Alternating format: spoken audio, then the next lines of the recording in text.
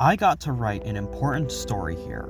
I got to write a story that incorporated issues with mental health, sexuality, gender expression, found family, race, ethnicity, culture, and science. In the long scope of things, everything is a limited series. But hope is ongoing. Jeremy Whitley, the writer of The Unstoppable Wasp.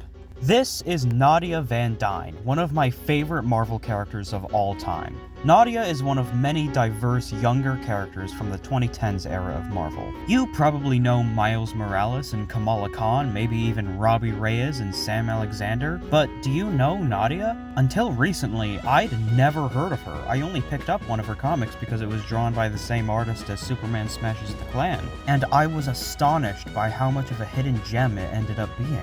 Marvel's most underrated heroine is Nadia van Dyne, the Unstoppable Wasp. Nadia was created by Mark Waid for all new, all different Avengers. Her origin is as follows. Before he was Ant-Man, Hank Pym was married to a woman named Maria Trevea, but tragically, Maria was kidnapped and killed shortly after giving birth. The child, named Nadia, meaning Hope, was taken to the Red Room to be trained as an assassin. However, her captors noticed that Nadia took after her father. She was placed in a special program where she'd be given all the resources she needed to become one of the greatest minds in the world. Showing just how much she takes after her father, Nadia engineered a version of the Pym particle, and promptly used it to escape from the Red Room. Nadia arrived at Hank Pym's home, desperate to meet the father she'd worshipped her whole life, only to learn he had already died fighting Ultron, and she'd never get to meet him. Until 2023 when Hank was revived because comics. Listen, it's a miracle that Alfred has stayed dead for like 7 years over at DC. While she didn't get to meet Hank, Nadia did get to meet her stepmom, Janet Van Dyne, the original Wasp. Nadia had taken the design and name of Wasp. She came out of nowhere as Janet's abusive husband's secret child. But Janet wasn't angry. Janet was never a mother, she was never just a supporting character for others.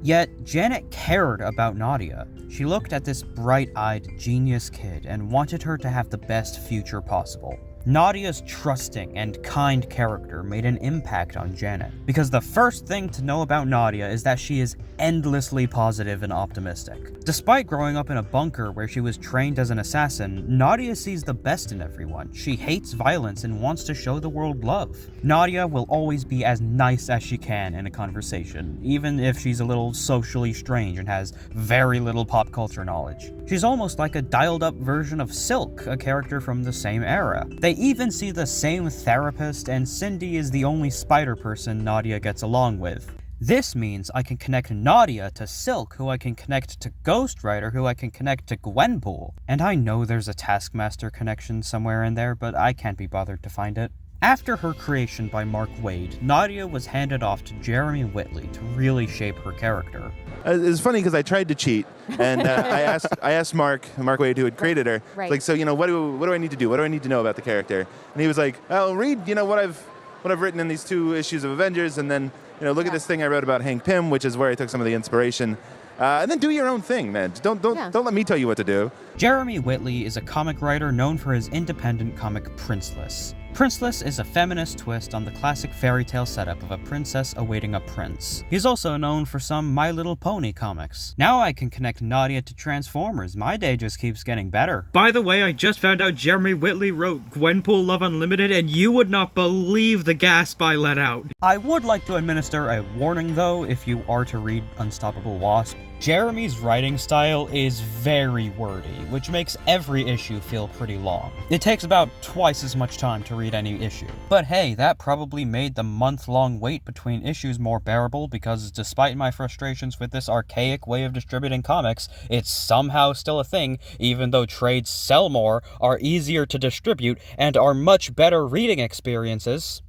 I don't know, I just wanted to say that. Anywho, Jeremy got to write 2 volumes for The Unstoppable Wasp, the first volume being primarily illustrated by Elsa Charretier. Volume 1 follows Nadia as she discovers all the lists of the most intelligent people on the planet consist of all men. Because who's conducting these tests? Who's taking these tests? Who's putting these tests together?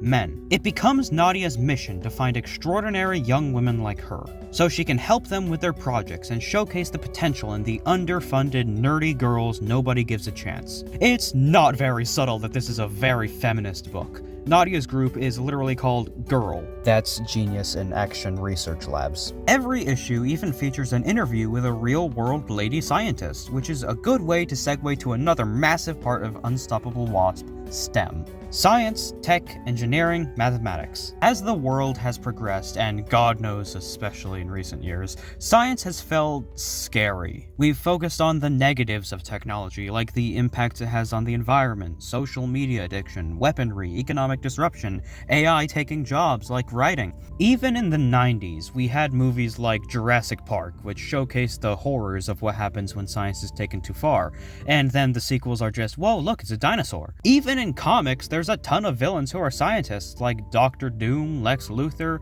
half of Spider-Man's rogues gallery, though there are superhero scientists, granted not many female ones. And now, like, I think so much comics is, like, pessimistic about science.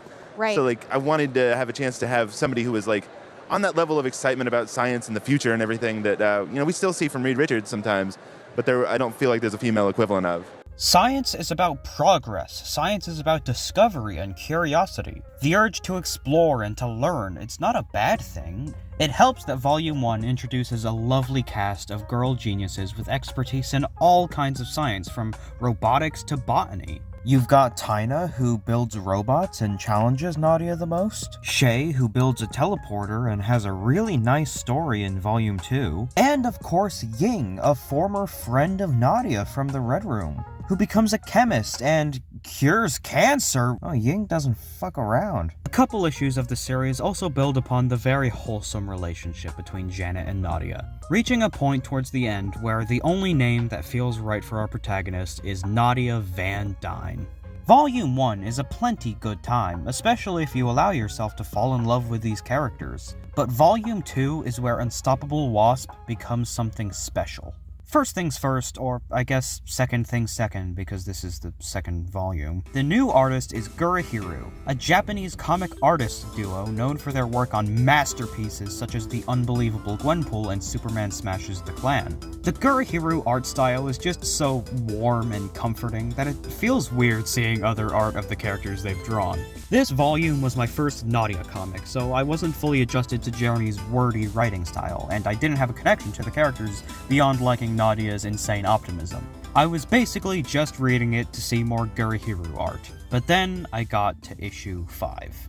You see, Nadia takes a lot from her father. Hank Pym was a well-intentioned and highly intelligent man, but he was also incredibly flawed and made many mistakes, many due to his bipolar disorder. This is something Nadia inherited. Issues 4 and 5 are Nadia's first experience with a manic episode. As she throws herself into working and neglects her own health, the high controls her. When her friends try to stop her, Nadia ends up hurting the people she loves, becoming the villain of her own story. And then the low hits. Nadia is wrecked with regret and self-hate for what she did. She begins talking about wanting to just disappear, to stay secluded from everyone forever. She thinks maybe the world would be better without Nadia van Dyne in it. But Priya, one of Nadia's friends, visits her and tells her it absolutely would not be. Nadia just made a mistake. She did something bad, but that's not who she is. Nadia is the biggest ray of sunshine in the universe. She is the most positive and cheerful person you could ever meet. And that kind of hope, that kind of optimism, is unstoppable.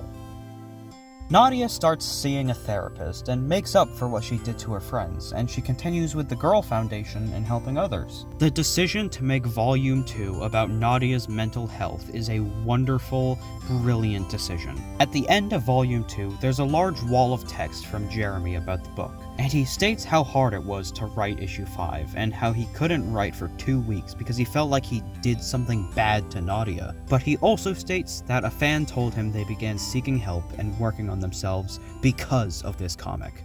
And that is not something bad.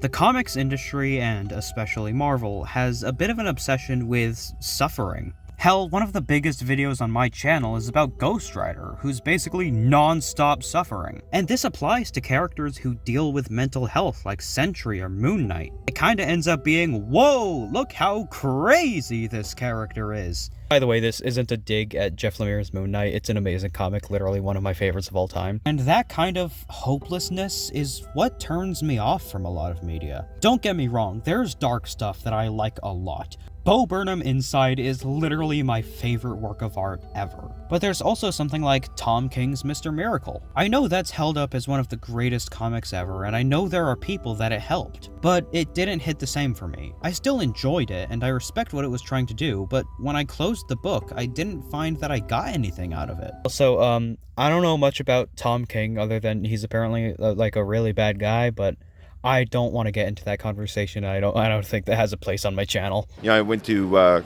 college for English and creative writing at the University of North Carolina. They're very like anti what they call genre fiction. So anything that's fun, basically, they don't like that. Yeah, they like stories about like 30-something dudes contemplating how miserable they are. Oh, like, okay, I can you know, old literature. authors. On the other hand, when I read The Unstoppable Wasp, I was empowered and hopeful about mental health, about science, and it's genuinely insane to me how little people talk about it. This is also a really good time to talk about these themes, with Thunderbolts being about mental health, Superman being about hope, and Fantastic Four being about the wonder of science. After Volume 2, Nadia hasn't gotten a ton of content, but I really like what we have. She was a lead in Al Ewing's Wasp series, which was pretty good, and I liked it a lot. And she also got a prose novel called Unstoppable Wasp, Built on Hope. I've been reading it, and so far it's pretty nice. So I'm reading The Unstoppable Wasp, Built on Hope, and apparently Nadia is a Beatles fan. I'm sure my friend will be happy to hear about this. I've made a deal with 100 of them, plus 14 kings, 3 popes, and also a beetle. This is a serious message to everybody watching my update right now. Peace and love, peace and love. It's not 100% canon, but author Sam Maggs did consult with Jeremy Whitley for it. Guess who was involved in writing the Transformers X My Little Pony comic?